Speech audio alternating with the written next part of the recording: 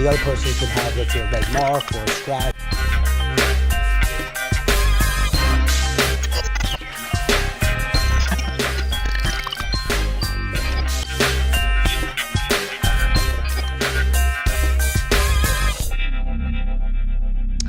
Hey everybody, good afternoon. This is David Kohlmeyer, the Problem Solver. Thank you for joining me today. Every single week we have amazing special guests that are living in the community solving problems. Every single week we have different community leaders, nonprofits, law enforcement, realtors, mortgage agents, lawyers, anybody that's solving problems in the community. I have on the show, as a retired police officer solving problems every single week, I want to bring other problem solvers on to basically help people in Clark County, Henderson, North Las Vegas, anyone that needs help, especially throughout the United States of America. But we are here in Vegas, basically filming at the Sticky Paw Studio. So welcome to the show.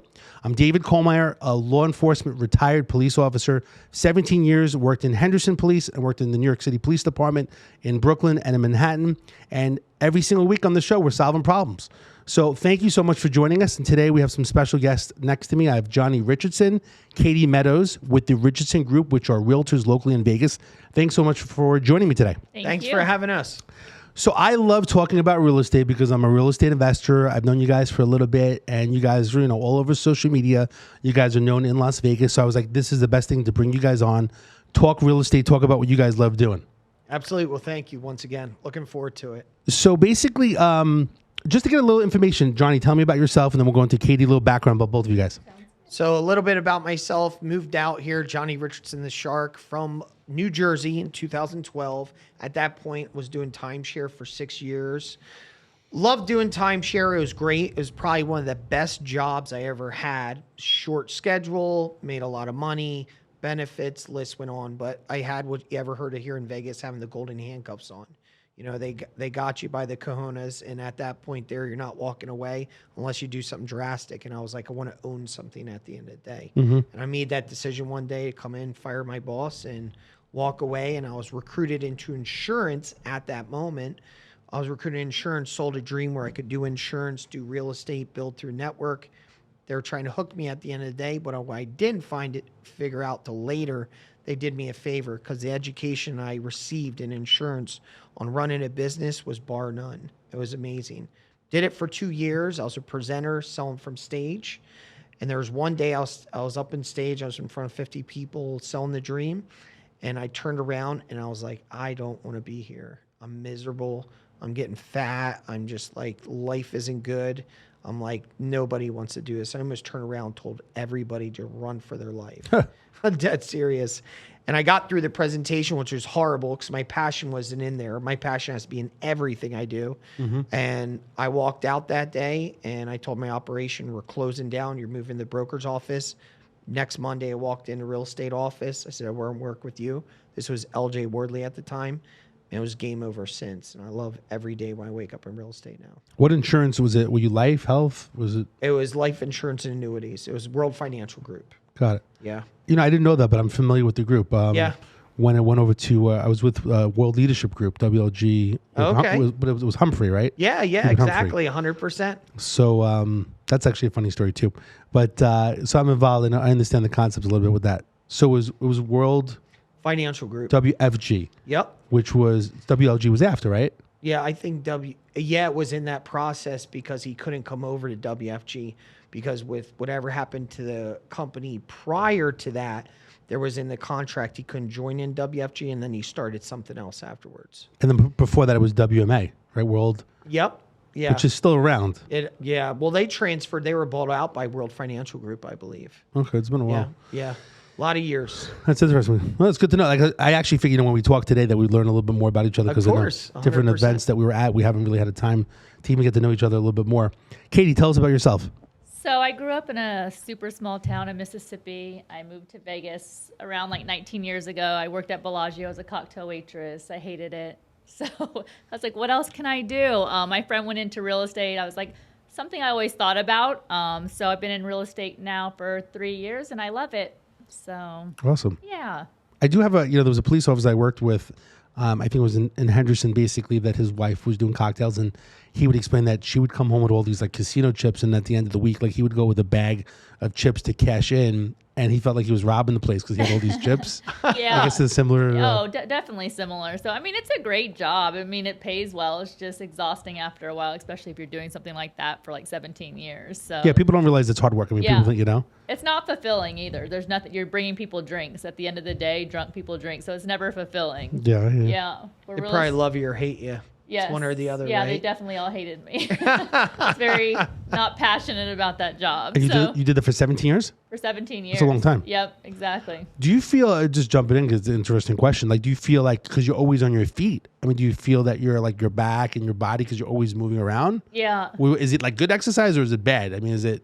Oh, you get all kinds of pain, and I don't think I was there super long enough because I was still in my early 20s when I started. Okay. But I think once you get like in your older years, I mean, I can't imagine like walking around for 17 years and you have back problems, wrist problems. I mean, all kinds of crazy things. So, Got it. Bunions. Yeah. Oh, I did have a foot surgery. I did have my bunion. Because even like a police officer and stuff like that, their back, they're for wearing the police belt and stuff to basically have different It's funny you say injuries that. and stuff like that too. Yeah, we were downtown having lunch the other day, and I saw a police officer walk by, and that belt, I looked and I said, that sucker has to be super, super heavy. So it is. How much is it weigh? People used to say it's like about 30 pounds in regards to the belt itself, like the gun and all the weaponry that comes along with it, and then the vest as well. So the bottom line is that I don't know, my back, I mean, I probably say does bother me. I mean, who knows? I mean, but 30 pounds if you carry it right, for Yeah, well, I did think it for about 17 just years.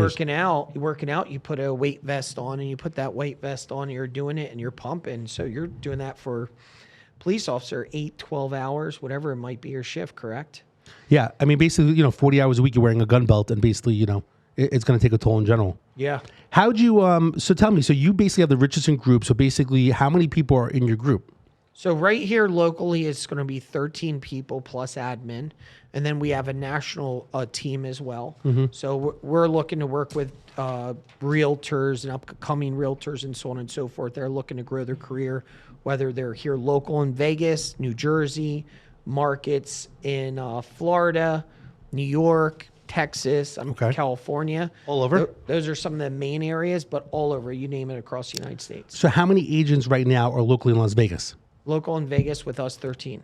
13 agents, okay. And you've been together, so for how long have you been doing real estate right now? 4.5 years. 4.5 years, okay.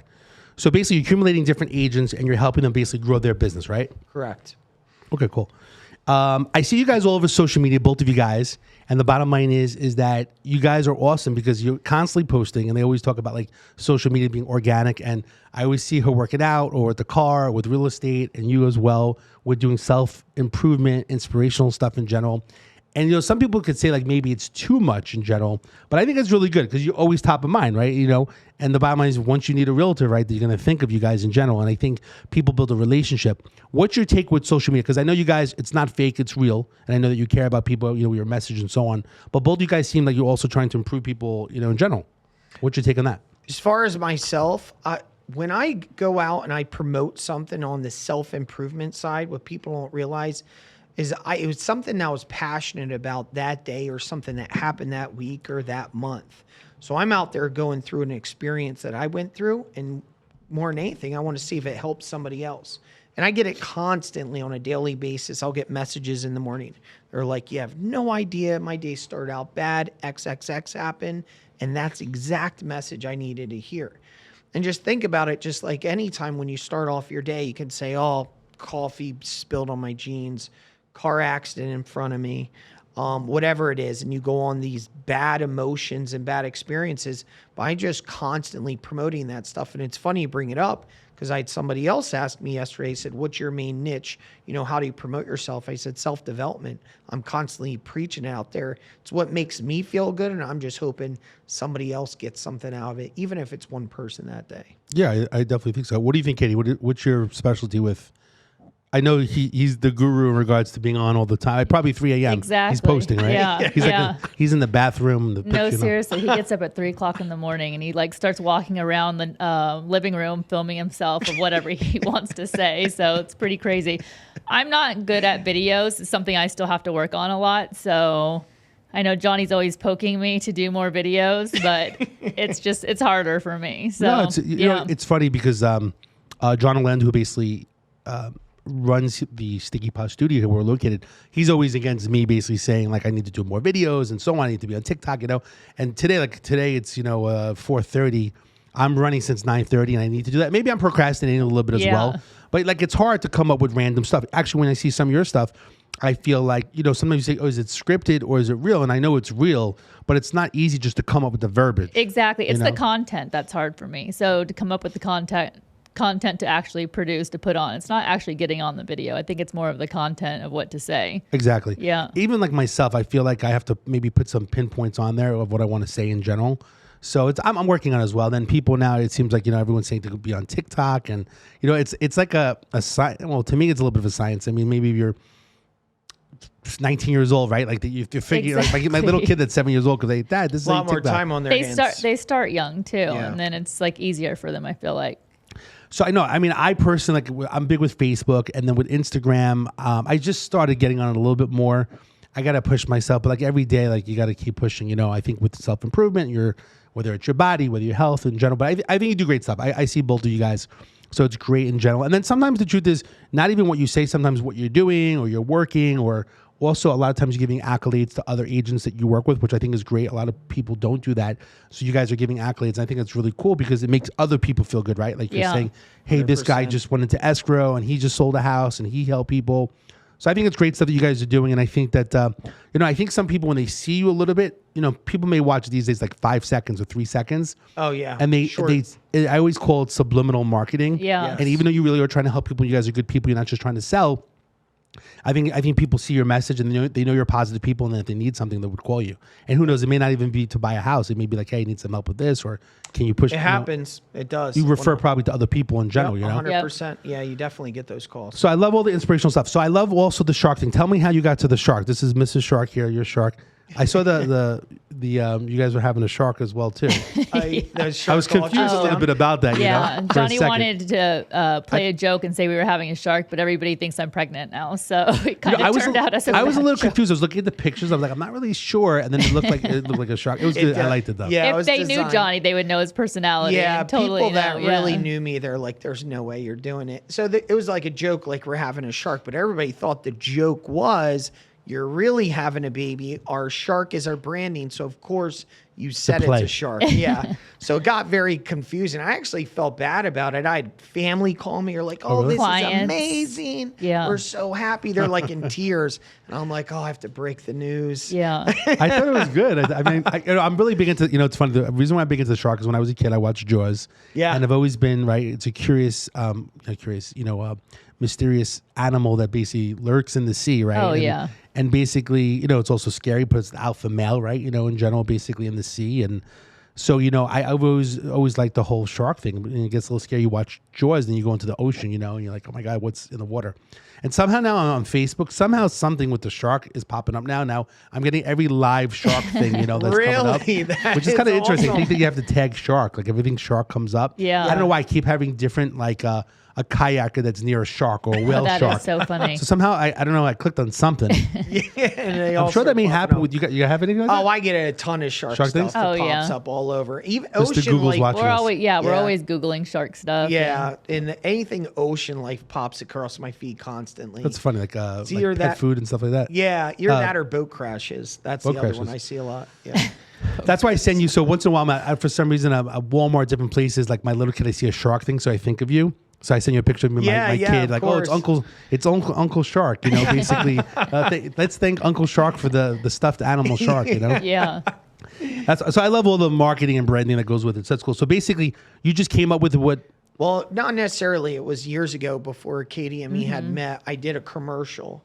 So I was brand new realtor, really just hitting the scene, making a little bit of noise, but nobody really knew me. And a friend of mine was like, let's do a crazy video. And I'm sitting there thinking, what would be funny? I'm like, why don't we do something where I dive into a pool? So I dove into a pool. And you can find this right on Johnny Richardson, Swims with Sharks on YouTube. So I dive into a pool with this full suit on. I say, this realtor will do anything for you, included in diving in with the sharks. I dive in and there's sharks animated in there. That's so so cool. I'm swimming past tiger sharks. Chase, do me a favor. Just thinking, can you try to pull that up, that video? You got some time. I guess we could put in, Yeah, Johnny Richardson, Swims with the Sharks, anything like that, you should be able to find it. If you could find that, and then we can let me know, and then we can put it on the air because I haven't seen that. That'd be pretty cool. Wait, how many years ago did you do that? First got started has to be 4 years ago. Yeah, everybody always references that Yeah. video. How come you don't Yeah. play? You don't continue that? It's still out there on YouTube. I just haven't played it lately. It just kind of went into everything else. I like that. When COVID hit, a branding person approached us and said, hey, we really got to brand the shark. And that's when we really started putting the heat to it and came up with the logo that you see now and everything else and cleaned it up. Because before it was like, hey, the shark guy, and a little shark emoji here and there. And then we really promoted it. And naturally, Katie and myself, and who else was she going to be? She was going to be Mrs. Shark. So she took the position as did. Mrs. Shark and stepped in. Like even our cars, all our cars have shark on it or Miss Mrs. Shark. White shark. No, I love White this shark. stuff. Yeah. I actually I'm interested to see when we pop up the video. I actually think these days not to be like quirky or quacky with these different commercials. I think people like seeing that. People need to laugh, and I think these days our attention span's like 5 seconds, 10 seconds, or. Live. Let's see, we got it here. You think you found it or no? I'm fine. I think I found your YouTube channel. Yeah, Yeah, I think you. that's- That sound was definitely from our podcast. I knew what that sound was. Yeah. See if you can find. Let us know. Yeah. I know what I would say is, not that I've seen it, but I mean, I kind of like that concept. That you probably should bring that back or different things because people like. It's funny you say that because I was just where were we at? I was showing it last night. Where were we? You went to last night? Jeremy's probably? Oh, that's right. Went to Jeremy's. So when I had showed somebody last night, I said I should bring this back and kind of tweak it a little or something. I tried making a second video at one point, but the first one was so organic and natural, it good? just never could match up with it. I think I just came up with one. I think what you need to do is because it's Vegas, that you need to go to the different places and say like you're walking into Silverton and like, hey, you want to go dive into the aquarium that's a there, good or go to idea. Mandalay Yeah. Bay, the shark reef, right? Yeah. Like you walk into the shark reef, and then basically and doing different places. How many places are there in town? There's also the Chart House at Golden Nugget. Yeah. There's an aquarium Oh, that's over yeah. there. So I think that wherever like you go in for lunch at the Chart House, and like, you know what, I just want to take a little dip with the sharks or something like that. yeah. And then so I think that you should find the places in Vegas and do that That'd and be spread it cool. out every quarter. Yeah, that's a good idea. I like that one. Yeah, Yeah. that's a really good Put me in idea. the background for that Yeah, one. I like it, definitely. Like I said, I love this fun stuff to do. I mean, it's like I said, it's not easy coming up. Even myself as a problem solver, like as a retired police officer, I'm trying to help people, right? So the question is, what do I do? I was even thinking of a billboard, right? Like the Dave Kohlmeyer, the problem solver, but it's different. Like, what am I going to say on the billboard, right? Yeah. Like the problem solver, retired police. Even my logo here, it says retired police officer helping people one problem at a time, which is what I'm doing, right? So it could be like got problem, call the problem solver, right? And then my phone number. But like I said, I wanted to come up with something different because I tell you one thing, there's no retired police officers, I would say in Las Vegas, in Clark County, they're advertising that they would help people when they're retired. That's Any for problem sure. whatsoever, Yeah, right? There's no I one don't doing think that. so. So Yeah, I'm definitely it's the true. one out of a million doing that. I don't even know in the United States of America there's anyone else doing what I'm doing in general. But I just enjoy helping people. Even like today, I told you I was out from 9:30 in the morning. All kinds of different things. I'm helping someone who's actually he was actually on the last show, which will probably air today, is a local barber that's basically helping people cut hair in the community. I'm not sure if you've seen him on Facebook, Dana Canfield. He was helping homeless people cleaning up, the hair so they feel better about themselves. They can go get a job. And then he also tries to fix bicycles to give people that are in like recovery, transition housing. They need bicycles because they can't, have a car. So I'm always trying to basically help in different ways and try to, my main thing is if I can, get to 20, 30 people that are helping others, that comes back to me too. Or if I can promote people as well, different nonprofits as well. And then you guys are helping people as well with gaining home ownership. So that's a big thing. You are solving people's problems because basically a lot of people, even the self-improvement stuff, like people just get upset. They think I can't buy a home, right? Or I can't buy something in general. And I think that you being positive, instrumental people, helping people buy a home, I think that's key. How do you deal like right now in today's market, like first-time home buyers, people that have never bought a home? Tell me what you guys do for those type of people. So you want to take that one, Katie? Like Yeah. basically you're solving a problem. People want a home, they're renting, they're not sure if they can qualify, Yeah. and then they see your video online, like she seems like a lovely person, they call you up and they're like, what, I don't think I could afford a home. I don't know what my credit's like. How do you deal with a first time home buyer? How do you help them? We always just bring them into the office, sit down with them and kind of just, get the general questions that you would ask to qualify them for an FHA loan. We do things because, I mean, the market is really hard right now. It's not easy. I mean, most houses have multiple offers on it. So we have ways to structure the offer to win offers, helping out the first-time home buyers by, paying for their warranty or helping them with closing costs. There's all kinds of down payment assistant programs for, FHA buyers that don't have the money, which a lot of people aren't aware of. They think that doesn't exist, or they think, a big cost comes with it, but it doesn't. So I would say that's the biggest things that we do to help out the FHA and get them qualified and go through the process. So basically, you guys have different strategies to help people, or different things you can include to help them, right? Like home warranty and in general. But you basically can help them, and you deal with different mortgage agents, or even though you guys are realtors, you have mortgage agents that help people. Yeah, we do have a main go-to that they definitely help because we like their programs is what it comes down to. But we have a handful of them that to where, for instance, it might be somebody that's looking outside FHA in the high-rise community. We have somebody special for that, for example. It might be somebody in construction, somebody in land, whatever it might be. But we do have Paul has an intercap lending that we work with mostly on our FHA stuff that's coming through. Because a lot of times when those people come through, we do offer assistance looking at many programs because one, they come in stressed. Two, they come in, they have no idea what to expect. They hear, can get into a house 3.5% down. They can't even add that up. They're like, what does that mean?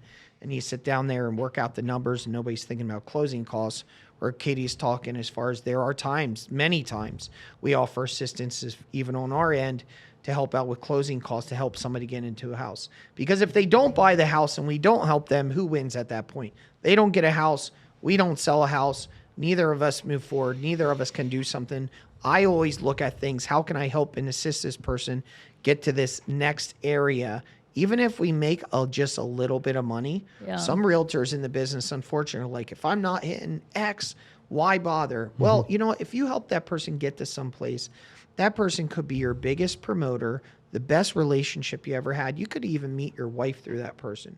Who knows? Help somebody, and ultimately you'll get what you're looking for. Yeah, ultimately those people bring you the referrals that are, the most important part of your business. So they're the most thankful people. So it's interesting. In other countries, and like I said, I'm a real estate. I've invested over the years in general with real estate. Most people don't realize that even buying one home, like my parents, they bought one home like 40 years ago for like 60 grand. They sold it for like 750, right? Like one home is actually, generational wealth, right? If that moves on to the next family and so on. But even if they would have bought one extra home, like their retirement would be even better, even though they're living fine now. But if they had one extra home, maybe it would be more vacations, right? Yep. Or maybe just not stress of not having money, in general while you're retired or in general. So I think that the goal with this, I think people don't realize that having one home is a big deal because most people can't save. It's very difficult, but you can make that mortgage payment because you got to live. You got to make that payment. So if you're making that payment for 15 or 30 years, when you retire and so on, you have this nest egg, a paid asset, and then with the equity that you basically have this money. So I think people just don't understand like how big it is in America. Especially, it is easier to get a loan in America than if you went to China or you went to some countries. You need like 60% down. Or I think I was talking the other day with someone that was from Iran. Like you need like 60% of the money. Like most people don't have that money, right? Yeah, 100%. And here you're talking about no money down or assistance programs, right? It's so much easier in America to buy a home than in other countries. Yep. Yeah, 100% definitely is. Or I think even, isn't there 40-year loans? Didn't they come out with some 40-year loan programs at one point in time? They were talking about it, but I don't know if they ever implemented it yet. That was something I think that happened after COVID that they were talking about, but I just don't think it. Yeah, I don't think that it's happened. Well, someone also said that if you basically were stuck in the home, you weren't making payments, that if, I think they were saying that you could do 40 years at like 2% just if you stay in the home. Yeah. Instead of basically having the home short sell. And I don't think they want to go through what happened like in 2009. Exactly. Yeah. Yeah, I don't see that happening though. What's the reason why? So even with COVID going on, like here's my question: like, what is going on in this market right now? Like, I'm confused. I mean, I hear different things online. Like, what is going on? Is it because of COVID? Is it like people are not leaving? It's evictions, like that may come in the brim. Like, what is going on in Vegas? Well, even though they say throughout the United States, but it is throughout the United States. So if you take a look at it, because we even said the same thing, it's like we're on fire. Things are crazy. People are stuck in their houses, but they want to move like crazy. Like, is this because of COVID? So we did more research with it. What we found after the hit, you just mentioned 2008, 2009. When that hit happened, what happened is the builders had actually tightened up after that moment. So compared this past last 10 years from what it was prior, they actually built half as many single family homes moving forward. Because they said, you know what, we're not going to get caught in the fire again. We're not going to get pinched when we have all this inventory, stuff collapses, and we have everything that's gone or out of business. So that they're coming back into now a residual effect. They built less homes. Now, as families are growing, people are moving, there's not enough homes. They just didn't build and they didn't do enough. Then take that and add on top of it. Now here comes the COVID part. Lumber goes up, steel goes up, everything goes up when it comes to building a house. Holy crap, guys, we're behind. We did this for the last 10. We're going to have to move double time. Problem is we need this, and we're paying double. We're paying triple. Now it's even harder. So these effects right here, it's really crazy because naturally we're actually being pushed into a direction to where we should go into some kind of correction, but the correction's actually impossible due to the inventory, and we're just staying where we're at. Crazy, right? It's nuts. It's absolutely nuts. Craziest thing ever. You know, today, I think I was coming over here and I was listening to someone was saying how that even for people that want to, let's say your home is, let's say 250,000 and now it was 250 and now it's worth, let's say 400. A lot of people want to upsize, right? But the home that was 400 is now like 650 or 7. Correct.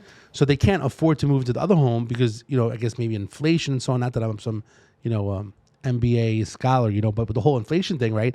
It's like you can't really move because the other home is more expensive as well. Correct. So unless there's a correction, you sell it, you take your money, and then you go buy something cheaper, or you wait till the market corrects. But the question is, everyone says, "Oh, the market's going to come." Well, I'm going to wait. I just, from what my limited knowledge is, it just doesn't seem like it's going to happen. Plus, with all the evictions, whether it's scheduled or not going to happen, and the courts, it's such a crazy time. But it happened so quick, like after the election. Like it just seemed like everything went crazy. Yeah. Yeah, absolutely. Super crazy. So I'm kind of confused. We just don't know the future. So if you had a crystal ball for the future for 2022, tell me some things, both of you guys. What do you think? Again, we're not holding you liable here. But what do your thoughts are basically for 2022? Like tell me, January 1 comes around. What do you predict for Vegas for the next year? So going into Q2 is where there's a prediction. There could be a little bit of a correction because more inventory is going to hit in the market, like you had mentioned, as far as evictions coming up, and some other sources as well. The reason why it's going to just be a slight correction because we're going to get a flood of homes that hit the market. Right now, who your biggest competitor, like our biggest competitor, it's not other realtors. It's not other real estate companies in town. It's hedge funds coming into town. So when they flood in, no matter what, these guys are coming in and they're coming in strong. It's going on right now. We have houses that hit the market and within like 30 seconds, our assistant puts it in, phone call rings or the phone rings. We're like, Johnny, it's XXX. Hey, we got an offer. Great, send it over. And they're paying full price for those offers now. Yeah, they're like, it's in your mailbox. I'm like, where? They're like, right now. I mean, they are fast. But here's a question. So most hedge funds normally used to do mutual funds. They were buying homes over the years. Like, why now? Is it because they always say like inflation? That's the reason why they're trying to buy more real estate? That's where... It's another area they can put their money in. With some of these companies, the reason why they're coming in so strong, because if their investors see them stop spending money, then they're going to pull back at that moment. Open doors. So they can keep on spending money in order to keep the money going. Yep, exactly. Interesting. Still going. Now, I also heard that they're trying to buy apartment complexes, right? They were buying apartment complexes, and now, like someone was saying, they're buying apartment complexes, then they're buying single-family homes, so the rents are going up, so the people that are renting, it's getting too expensive for them. Crazy, yeah. Yeah, rents are driving up like crazy. They're out of control. And Vegas has always been a strong rentals market. It just they're sitting on a great investment. They come into something between $300,000 to $400,000. That's their sweet spot. $300,000 to $400,000, single family home. They're buying them all day long and just re-renting them back out. So for again, we're trying to solve problems here every single week. So my question to you is this. So if I'm a renter and I'm paying $1,300, $1,400 a month, now with the interest rates being so low, right? I mean, technically, if you can get that home with your guys' help, then basically the payment could almost be the same or maybe a little bit more or something like that, right? Yep. It's interesting to see those different ratios because they show like if interest rate was like 4.5 and you bought the same home, it's kind of weird because now at like 2% or 2.5, it's the same payment, though you owe more money, but it's the same payment. It's kind of weird, like because before you used to see maybe at 4% or 4.5%, and now if it's like 1.75 or 2.25%, but it's weird, right? You're owing more money, but it's the same payment. Yep. Well, So- one thing we go over with people, especially somebody's coming in renting, and they mention all the time, they say, I want to wait. All right, well, let's take a look at where we're at as far as rates go right now. If we look over the last, let's go into 2 years. We went from someplace in the upper twos. Then we went all the way up into the fives during COVID. We didn't know where they're going to stop. Then they came back down. We saw in the twos. Now we're in the lower threes. So when somebody's looking at a house right now and saying, I'm going to wait, let's say if the price of homes does go up a little bit, that's not your biggest enemy at this point. The biggest enemy at this point, what if interest rates go up? Because if interest rates go up from 3 to 4%, that's 1%. Somebody loses 10% of buying power. What that does to somebody's payment at the end of the day is absolutely dramatic. So somebody waiting is the craziest thing. And I tell people all the time, that isn't coming from the real estate side or the realtor side or commission side. These are the numbers at the end of the day. Yeah, I think that's the problem, is that people think that we're trying to sell them something instead of believing in what we're saying. Because at the end of the day, I mean, it is true. It's crazy. 100%. Yeah. So the other thing I saw, and I wasn't sure if today, we have to maybe double check with FHA. I think a lot of people don't FHA, basically the loan limits. The first, I think it was yesterday, saying that January 1, FHA loan was going to change to basically for people to buy homes at a higher price because the real estate's been going up. And someone said, get ready like January 1, that all these offers are going to go in because, the changing of the FHA limits, first-time home buyer. So my question really is, and I think today I thought someone was saying that FHA changed today. It was conforming loans. Conforming loans. Yep. All right. Conforming loans went up to 625. It was at 568. So explain to me, especially for people maybe listening that may not really understand it. So conforming is just like a regular standard loan. Conventional loan, right? Conventional loan. So they've increased it because people with conforming loans can do what? 5%, right? 5% down? 5%, You 10%. can do- Even though you have more money, right? You can put more Yeah, money you down. can do 3%, 5%, 10%. Got it. Yeah. So that helps. So tell me what your thoughts with that. So they raised the conforming. How does that change the market today for tomorrow? Because it happened today. How does Well, it change they the market? raised that limit before. If you went anything above the original limit, you went into a jumbo loan, which was much different standards at that point. It was harder approvals, more cash down out of pocket. Keep in mind, I'm not a lender at the end of the day. It's all information received from the lender. But it's them moving that up into 625. Now this gave people more leverage as far as less money out of pocket, better terms, easier approvals. So maybe the more homes will sell now because they basically changed the limits. So it's actually giving people that maybe, let's say they were looking at home for 400 and now it's 450, 500. They can buy. There are more homes on the market for that higher value. When there's more homes that they have the ability to buy with that kind of loan is what it comes down to. Yeah. Because the prices of houses have been rising. So what are you going to do? You're going to have to kind of weave in and out and make sure they're still affordable with people that are using financing and not cash. Got it. That's where that comes in. So from now, so basically we're turning into October 1st, October, November, December, next 3 months. So if I was a renter, you think it's still a good time to buy? Yeah. Should I wait till 100%. January 1? Should I not? I would say no, because we have no idea what's don't know going to what's gonna happen happen, right? January 1. Just like I just said a few minutes ago, let's say January 1, let's say prices of house. Let's say the prices of houses do go down, for example. Let's say that you do save some money, but then the interest rates go up 2 points. That's a losing battle right there. It's the scary point is the interest rate so going much up. the seesaw effect. It happens. It does constantly. It's okay. Prices of houses here, rates are here. XXX, kind of back and forth. Got it. So the bottom line is it's still a good time to buy. People shouldn't be scared. Interest rates are the lowest I think it's ever been. They said that when it was at 4. Now it's like 1.7. I don't think it could go any lower unless they're going to start giving free interest. Yeah, No you interest, never no interest. know. That'd be nice. So the bottom line is it's definitely a good time to buy. Who knows what's going to happen January 1. And they definitely, people that are interested, that are renting, I think that they shouldn't be scared. You guys are very positive people in general. Just sit down and meet with you guys and kind of go over a game plan and see what your financial situation is and see what they could afford to do, especially during the market. We kind of know where we're at right now.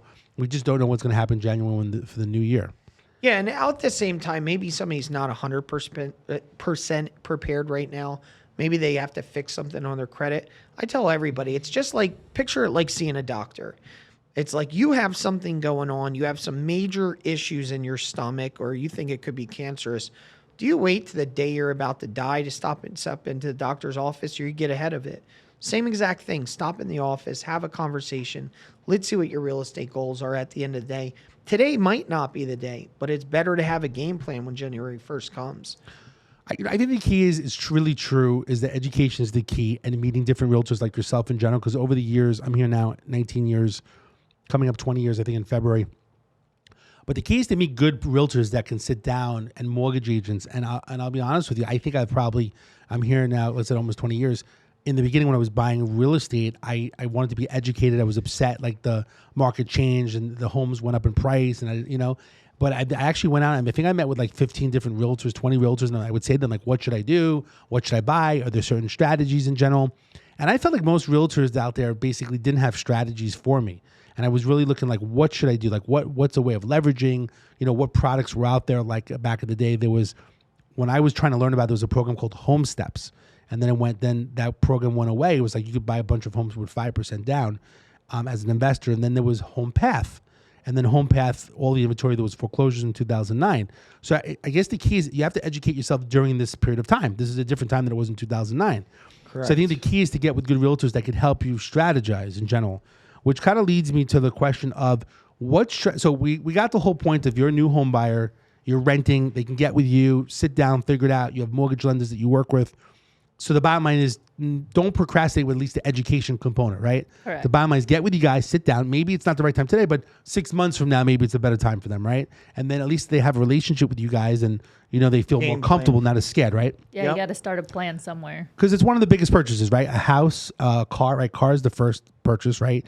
Used car for people, a new used car, and then a new car, and then a home, probably one of the biggest purchases most people make.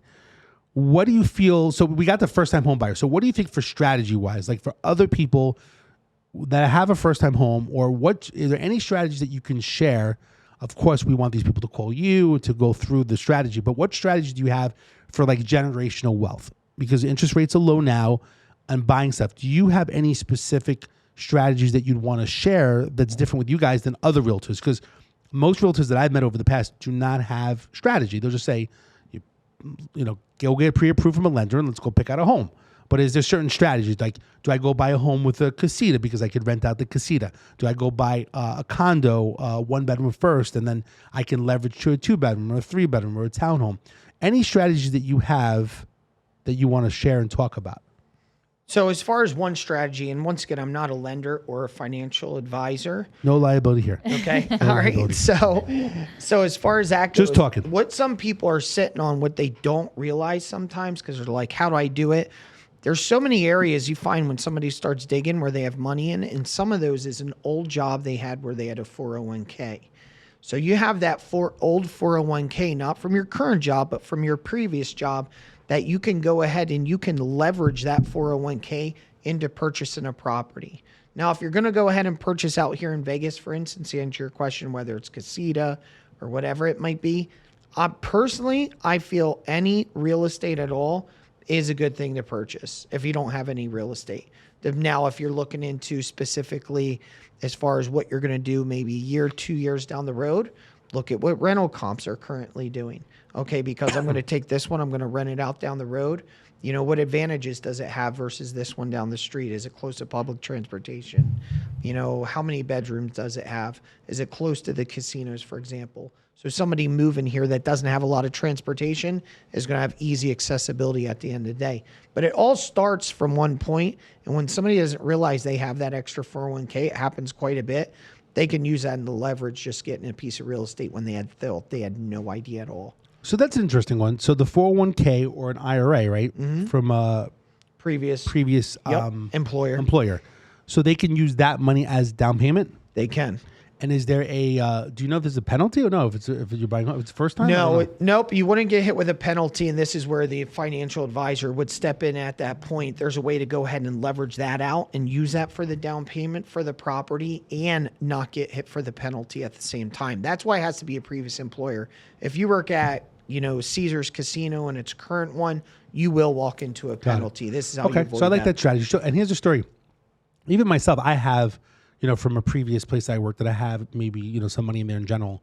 So the whole point is if you have some money, a lot of people just sit on it because they're not sure what to do and stressed out. Maybe using that money as a key strategy to basically buying a place. And again, we have to talk to a mortgage agent about all this stuff, right? Everyone's in a different situation, credit score, all that good stuff. Everyone's in a different situation. But I like that. That's a good strategy in general that people may have. Katie, any strategy that you could think of that you've used with other previous people or recently other mortgage agents have told you about anything?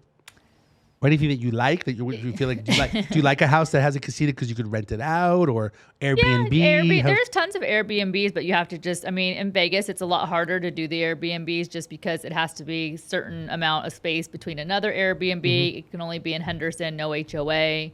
A lot of the high rises, which people don't know, do Airbnbs that can make money. MGM Signature can do it, so you can buy it, and they have a whole Airbnb program that they use there. The Palms does it. Who else does it? You can do it at Palms. You can do it at Platinum. MGM Signature. Platinum's one. Ogden downtown on a corporate Airbnb as well. Trump as well. Oh, Trump as well.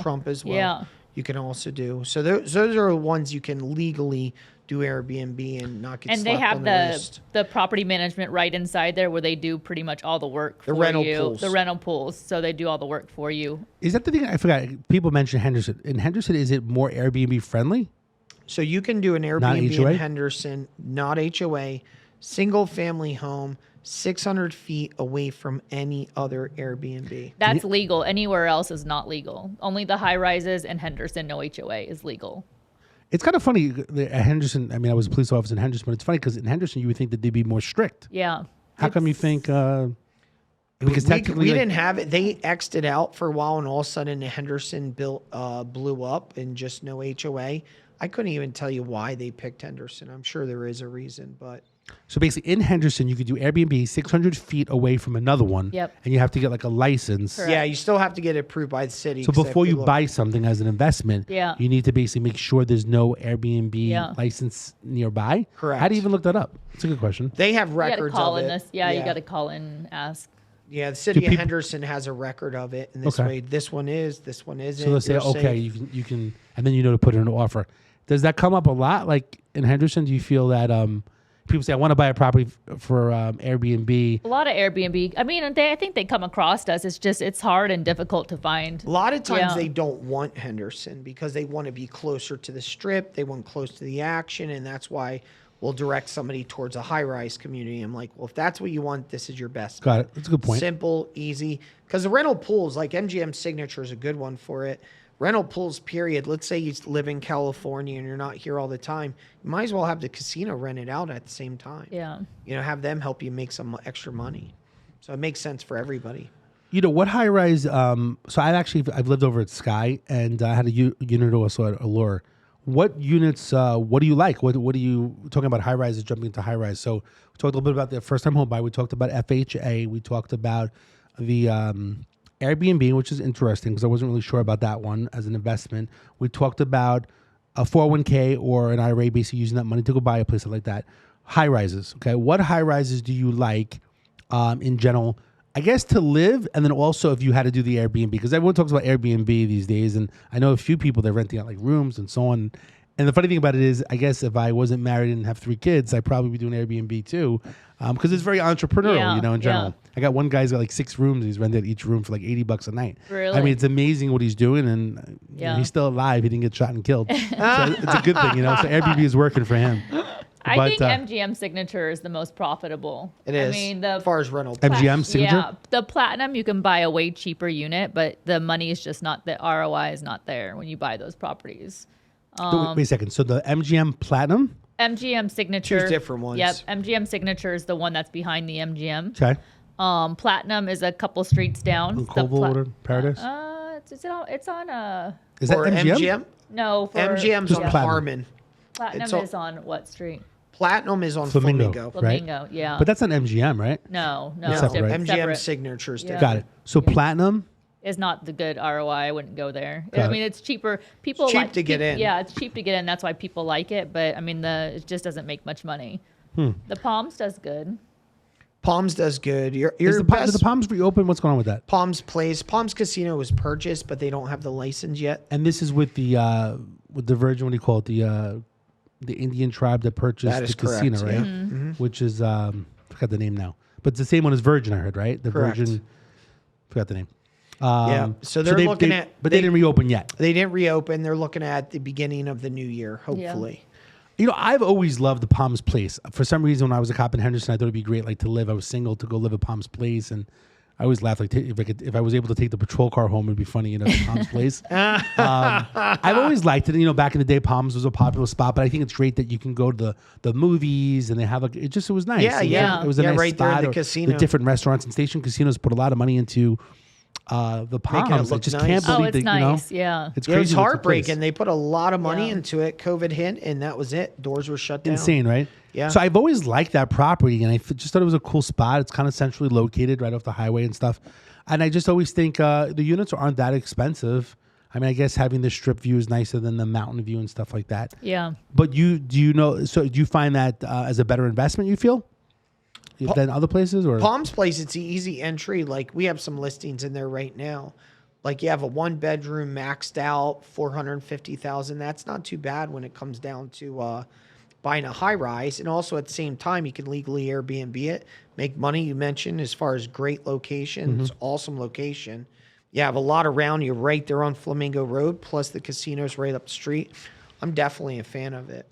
you know, I love the 1-bedrooms there because they're always on the corners, you know, and I really love them in general, and the balcony and the view. And I've just always been a fan of it in general like that. And I just think it's a good investment in general. I know it's hard because the HOA sometimes is more expensive, you know, in general, the 1-bedrooms, but it's a beautiful, modern, contemporary look, you know? It is. It's gorgeous. So I guess it's interesting, right? So Airbnb, centrally located. I guess you got to look at all the factors, right? Like people nearby.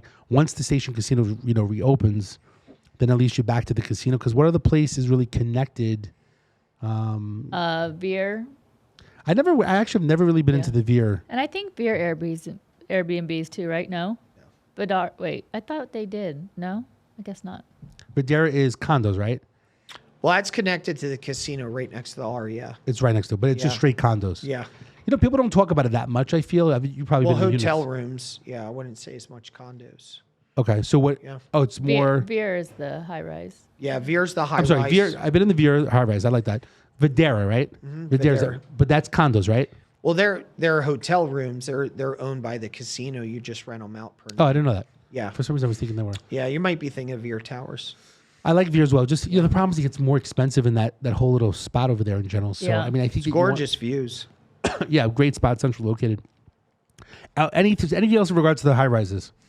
And I love the Turnberry. Johnny loves the Turnberry. Yeah, He so he we wants live to in be the there forever. Turnberry. So, I'll be there the rest of my life. so here's a question for you. So you're over in Turnberry. What? I got some looks here. What do you? I always forget. Turnberry, east, west. What are you over there? We're in the West Tower. West Tower. Okay. Yeah. So here's a question for you. So the whole the hotel on the strip, basically, that was going to be, what's the hotel didn't come up yet? Fountain Fontainebleau. Yep. Right? It's supposed to be ready next year now. But you know what's crazy? That back in the day, those Turnberry locations that were facing the South Strip, they got killed with what is it? A parking lot structure, Yeah. right? Yeah. Like to me, I could imagine that if you were living in those units and all of a sudden they start building up this like wall. Have you been like what's going on with those units over there? I never really asked anybody. You probably more knowledgeable. Turnberry Place. Is that It's Turnberry Place, right? Yep. There are people that are looking at a wall now, right? Over in Turnberry Place. Like we're in Towers, we're not in Place. Yeah, but the other one that's But closer to there Fontainebleau. There are some But those units. people had like the best views in town, right? Yeah. Yeah. Years ago. Yeah. And now, right? Isn't it a parking structure that was Correct. built? There are in front of some of those units. I- If they're facing the west side Yeah. in the furthest towers, you will be facing a parking structure, unfortunately. I wonder, like, what happens with those units. I mean, do people still buy those units? They Oh, yeah. do. They're a tough push. Yeah. I mean, when it comes down to high rises, It's you a know, lifestyle? you get two different kinds of people. You get some people that just want the experience. They want to be in the high rise. Mm-hmm. And then the other people, like the reason why we wanted to be there, we want the view. We wanted to wake up and look across the mountains, look across Mm-hmm. the strip. So some people will suck it up and like, oh, it's not that big of a deal. I'll be fine. So what people would want to open up their eyes to like a structure, a wall? I don't get it. Well, if you're spending so they're much money. blind, Yeah. If they're blind? yeah, if they're blind, they'll be okay. It should be like a handicap section. Yeah. I just don't, I've never been into one. I just don't get it. Like, I feel like there should be some type of like ordinance. Like, that's the problem with Vegas, right? If you build a Yeah. high rise, you got to make sure like whatever unit that you have, if they build something, right, they can't, you know, like over at Sky, it's interesting the way the building is tilted. the people that are facing the south, I think that even if something was built, the people in the south would probably still get that strip view, the way that the place is on an angle and the kind of a corner. And there was supposed to be, I don't know if you know, back in the day, I think they were going to build a condo called Maxim next to Sky. But the thing was, you got to be really careful, you know, what's being built. With my unit, I was on the 16th floor facing the fountain blue per se. It would be actually the like the pool when the pool comes in, and then the old Wet and Wild, and then SLS, and you can see the stratosphere a little bit on the side. And you get the view of this sphere that's going up in the next year or so as well. Do you see that? Where? The sphere, the globe that's being built. But you don't see that from from where my unit is. Okay, gotcha. But what I was going to say was where the old Wet and Wild is, right? Something can go there and block my view, which is like the mountain, the Sunrise Mountain over there in general. But I mean, supposedly there's an arena that was supposed to be built, so who knows? But still, I mean, like, so I will share with you, beggars can't be choosy, because what the funny thing about it is, and having the right realtor is important, is that you got to find out like what's going on in the area, especially with a high rise, right? Yeah. But also you have to have good people to do mortgages, because what happened was back in the day, I was asking people like, hey, I want to go buy a high rise. What's the strategy to get in? Like, you know, people said you need 20%, 30%. It's a lot of money, right? If a unit's like $500,000, the average person, you know, doesn't have $100,000, $150,000 to go buy. So what I found out was I was asking all these different realtors. Everyone says, you know, there's, even with foreclosures, everyone said there's like no way of doing it. There's no strategy. And I spoke with somebody that was doing the home path, Fannie Mae home path. And they said, you can go buy a unit that basically with 5% down if you move in and 10% if it was an investment. So, but they said it was only whatever was available on homepath.com. So I said, okay. Now, in the past, I never looked for a high rise because I wasn't being like mentored that way. So what happened is I found there was 2 units and it was on the 16th floor. One was 1607, one was like 1605 with a better view, but it wasn't like I can go pick any unit. It was whatever units that were available. So at the end, the unit was originally $550,000 for a 2-bedroom, 1,100 square feet. It was a foreclosure, and I got it for $199 with 5% down. So I put $10,000 down, and I purchased a high-rise condo that was a foreclosure. When everyone says you can't do it, it was a Fannie Mae loan product in general. And like I said, sometimes having to keep people like you guys knowing what the trends are. Like even what you're just talking about the 401k, that's a big deal. And actually, I will share with you, I think, you know, I watched a lot of your stuff. I don't think you really talk about that. I did in one video about it. I haven't pushed it. I think it's a big deal. Back to it. Yeah. I think it's a big deal because, it's funny because I meet a lot of people in general, but I don't really hear anyone talk about that. But that's important because a lot of people have, even if they have 30, 40, 50 grand, that's enough. That's a nice How chunk. much money? Yeah. How much money do you need really? I mean, it could be 20, 30 grand. Correct. Yeah. It's not Even that less. much money. And you know what? More people are disciplined if they had like a matching program in some place, and they probably have more money saved up there than in their regular bank account because they're more disciplined that they were saving a few dollars every 2 weeks or something, you know? But I basically bought a high rise for $10,000. And at the same time, over at Allure, unit was like 350 grand. I got it for like 154, and it was 10% because HomePath at the time was your investment. You could buy it for 10%. So for 15 grand, I bought a 1-bedroom over at Allure. But the whole point is, right, education's key. Yep. The right realtor like you guys basically know what's going on in the market. You having good people that are mortgage agents that could refer you, that you work with, right, that basically can help in general. So I think it's a big deal because even like myself, only one agent told me that. Now, I kind of feel bad because I never... It would be cool to go back in time before I purchased and see what other things were available, what maybe I missed. Yeah. Because I never wanted to go into the nicer units at Sky because I probably would feel bad. I mean, mine was 1,100 square feet. It was a 2-bedroom, and it was the galley, the kitchen galley, but it wasn't as nice as the ones that face the south, you know. But I never really wanted to go into the other units because, like I said, beggars can't be choosy. $10,000 down. Yeah, and I got a high-rise condo that was $500,000, you know, and then now it's gone up, you know, it's probably $350 or something like that, you know. And there's no other high rises being built anytime soon. What's your thoughts with any high rises for the future? Just so expensive to build. I mean, I'm surprised nothing has been built or any plans. What's your thoughts with any future high rises? There's a tech building. I couldn't even tell you the name of it. This is something I went over with a friend of mine by the name of Jay Shu, that their project they're working on. But there's nothing definite for it. It's just like all Googled out and everything you can imagine, tech, and YouTube. Right? Yeah. But there's nothing definite with that, anything for groundbreaking or anything else. Okay. Looks pretty amazing. I saw the spec pictures. One of the other strategies that you mentioned a while ago about owner will carry seller financing. What's your take on that? Because people do not know what the hell that means. I think it's a little harder right now to really find those owners carry that are willing to do that because the market's so high. Most people are going in wanting to sell instead of doing and actually getting the money instead of doing those owners carry. I think in a high rise you can find it more than actually like single family homes. I mean, I haven't seen it in a single family home in a super long time. No, just recently we did see some stuff pop up as far as in the high-rise community, actually. Yeah. It's to where some of the sellers are open to owner's carry and they want to make some moves. So Explain how that works to people, because people that listening are not, like, we talk about this stuff like it's water, right? Ownable Yeah. carry, OWC, Yeah. seller financing. Yeah. What does that mean to a consumer? So if they can't do the 401k and they have like 50 grand, but they haven't been working for 2 years, which is the norm for mortgage. If I have $50,000 now, what does that mean in the ownable carry world for you? If I get with you and say, look, I've been working for 6 months. I lost my job. I don't have steady income, but I have $50,000. What can you do to help me? What can we search for? The simplest way to describe this is the owner or seller, however you want to describe them, is the actual bank at the end of the day. He's making his terms, which is normally a decent amount of money down. So a lot of times we'll get phone calls most of the time on a rent to own. And a lot of times those folks, unfortunately, when a rent to own, they don't have a lot of money down. That is owner's carry at the end of the day. And it's just not happening out there. Now, if somebody wants to do a traditional purchase, and a lot of times what you see is not as much a credit thing. They may have started a company a year ago, successful company, and they're having trouble getting traditional financing. Just like you said, they come to the seller, present an offer like they would any other time. I'm going to give you $50,000 up front for this $30,000 house, and I'm going to work out payments with you for the next 1 year to 2 years. And then they're going to decide, they're going to come to a meeting and decide whatever interest rate that seller is going to end up charging them. At the end of the 2 years, you're required to pay that off, or else there's a problem at the end of the day, whatever they put in the contract.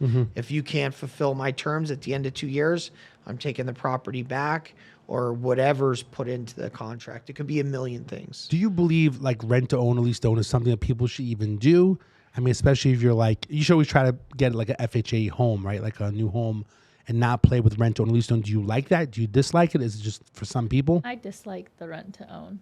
Well, there are companies Yeah, out there that yeah. facilitate it. I think that's a better way to go. Yeah. With the company that does like the financing, to Yeah, make sure it's there's more a- legitimate. Yeah, there's a company Trio. called Trio. Okay. Yeah, that they actually go in and buy the house, and I think that's more legitimate because you honestly probably Structured. that you feel safer with that company. Like you're having contracts written out that are probably more like in the safety zone than if you go with the actual person that lives. Got it. Or that owns So the that leads to a house. good thing. Yeah. So why use you guys as a licensed realtor? What's the difference with your contracts compared to if I go knock on the Johnny's door here, it says like for sale by owner, and they have their own contract?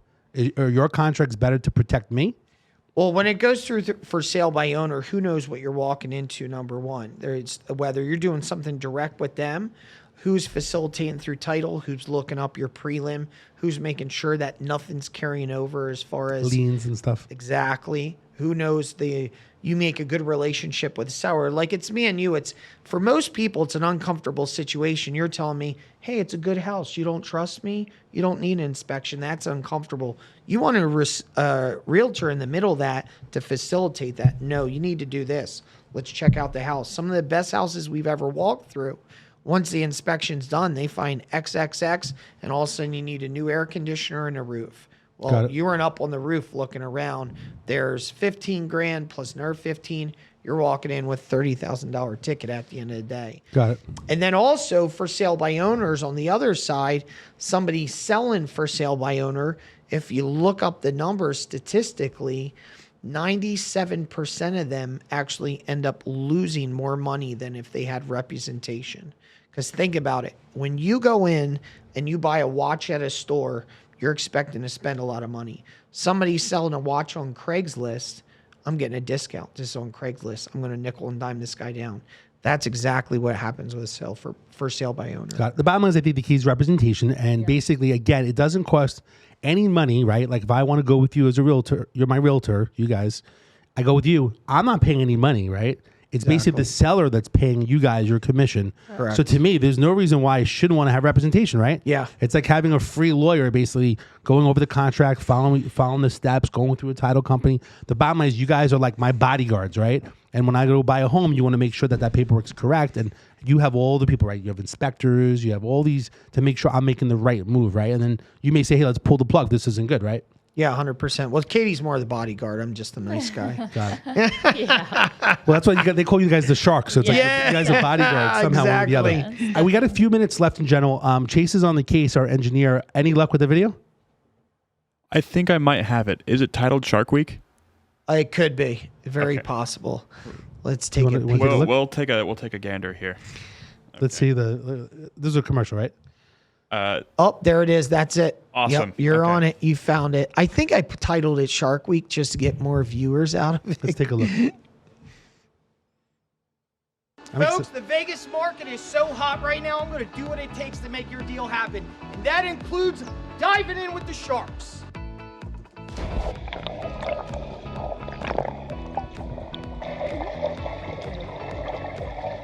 Folks, when it comes to picking a real estate advisor, pick somebody that's going to dive in with the Sharks for you. This is Johnny Richardson, the #1 real estate advisor in Nevada. I love it. you got to keep that going. You can't let that go. I've never seen that. Well, the crazy part was Looks when we had to good. bring the Sharks into the pool and keep them in there and keep them alive. that that was was super difficult. dangerous. Yeah. That's a dangerous thing there.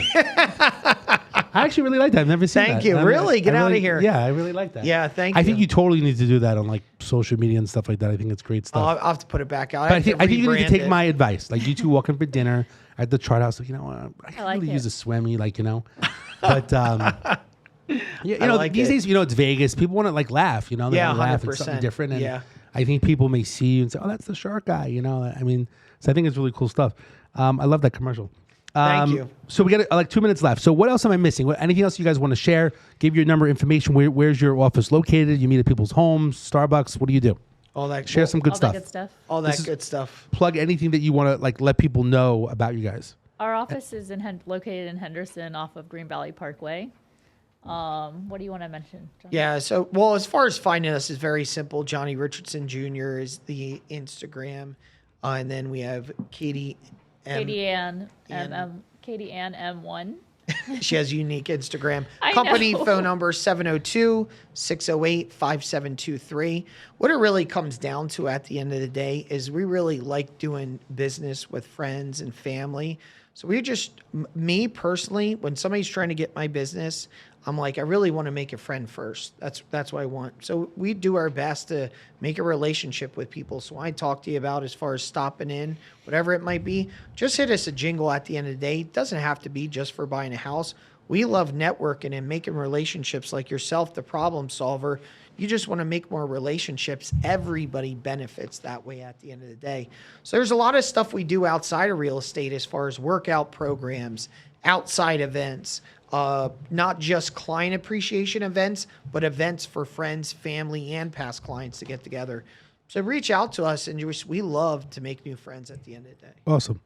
Well, I really appreciate you guys coming on the show. The one thing I got to say as well, I told you this guy before, I really do believe you guys need to start giving out sharks. It Okay. just goes with the territory. All right. It may have to be like it's $1 million home and above. Yeah. You get the Shark Tank and you get like 2 Definitely. little white baby sharks or something There like you go. that. That's a good But you idea. got to implement the sharks as well. Like I said, I just enjoy this stuff in general. So There you go. And also, I think there's even fresh There is sharks, fresh the small water, ones. the small ones. So no matter what, it's a shark. It's long still as a we shark. Start, yeah. It's a start, right? You get the so you get it depends upon the home purchase, right? If it's Yeah. between 0 That's right. and 2, like condos, you get the baby shark. Then if it's a townhome, you get like a middle shark. And then if it's Yeah. $1 million or more, you get the white shark with the fish tank. There you go. Exactly. I like and, it. and plenty of food as well. Yep. Food for the year. I'll actually, you do the. Here's the story. So you buy a home through Johnny and Katie the Sharks, over $1 million. I'll supply some shark food for like 3 to 6 months. There you go. I On the appreciate problem that. solver, right? You There you are. go. Yeah, there you go. Solving problems for sharks and everything. Yeah. All right, so I appreciate you guys coming on the show. Thank you. Every single week, basically, as the problem solver, basically, I am bringing awesome people like Katie and Johnny basically on the show, solving problems. They shared some great information about real estate, getting a little bit advanced, but everyone's different who's watching the show. The goal is for this show is that anyone that's looking to buy a home, it's very easy to do. You just need the right people, like these people that are here. And the bottom line is there's different programs and things are always changing. So for real estate, basically for solving problems this week, Katie and Johnny would be more than happy to help you guys. Other weeks we have different people, whatever the nonprofit is or whatever community leader that's coming on, they're going to basically help solve problems as well. So you could always contact me, and I could always make the connection for any problem that you basically have. I'm David Kohlmeyer, the problem solver. I can be reached at 702-400-7474. Again, 702-400-7474. I also have a progressive web app, which is www.theproblemsolver.vegas. Again, theproblemsolver.vegas. You can go online, fill out the information, tons of stuff that's on there. Also Facebook as well for the problem solver. So any type of problem, if you look at the online there, basically the app itself has all kinds of information, a bunch of tabs. Any problem that you basically have, I'm going to solve it myself or with other problem solvers. Again, I'm David Kohlmeyer, the problem solver. I will see you next week, and be safe out there.